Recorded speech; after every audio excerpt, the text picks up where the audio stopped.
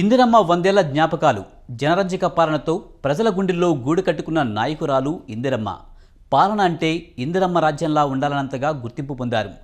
బలమైన నేతగా ప్రత్యర్థి పార్టీలకు వణుకు పట్టించారు. తన చివరి రక్తపోటు కూడా దేశానికే అంకితం చేసిన ఇందిరాగాంధీ పట్టుదలకు ప్రతిరూపం. సాహసోపేత నిర్ణయాలకు చిరునామా. ప్రత్యర్థుల ఎత్తుల్ని చిత్తు చేయడంలో ఇందిరకు మించిన వారు లేరు. 1917 నవంబర్ 19న అలహాబాద్లో జన్మించిన ఇందిరా అసలు పేరు ఇందిరా ప్రియదర్శిని. తండ్రి జవహర్లాల్ నెహ్రూ నుంచి నాయకత్వ లక్షణాలు సొంతం చేసుకున్నారు. 12 ఏళ్ల వయసులోనే మంకీ బ్రిగేడ్ ఏర్పాటు చేసి స్వాతంత్ర ఉద్యమంలో భాగమయ్యారు. 8 నెలల జైలు జీవితం గడిపారు. ఆ తరువాత తండ్రితో కలిసి దేశమంతా పర్యటించారు. స్వాతంత్ర్యం వచ్చాక నెహ్రూ ప్రధాని కావడంతో రాజకీయాల్లోనూ అత్యంత కీలక పాత్రను పోషించారు. 1942లో ఫిరోజ్ గాంధీతో వివాహంతో ఇందిరాగాంధీగా మారారు. 1955లో కాంగ్రెస్ అధ్యక్షురాలిగా ఎన్నికయ్యారు. 1964లో నెహ్రూ చనిపోవడంతో లాల్ బహదూర్ శాస్త్రి ప్రధాని అయ్యారు. నెహ్రూ మరణంతో రాజ్యసభ సభ్యురాలిగా ఎన్నికై ఆ కేబినెట్లో సమాచార ప్రసార శాఖ మంత్రిగా బాధ్యతలు స్వీకరించారు.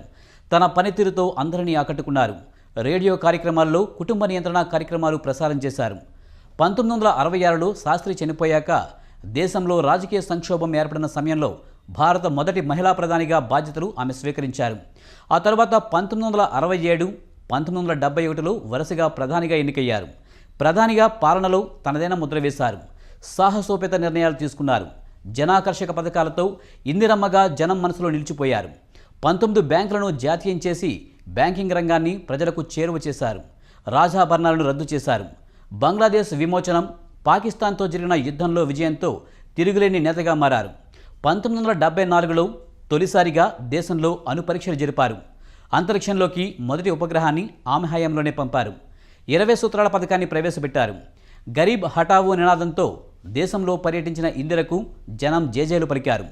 ఎమర్జెన్సీ విధింపు నిర్ణయంతో పాలనలో ఇందిర చాలా విమర్శలు ఎదుర్కొన్నారు. ఆపరేషన్ బ్లూ స్టార్ నిర్ణయం తన ప్రాణాలనే బలికుంటుందని ఊహించలేకపోయారు.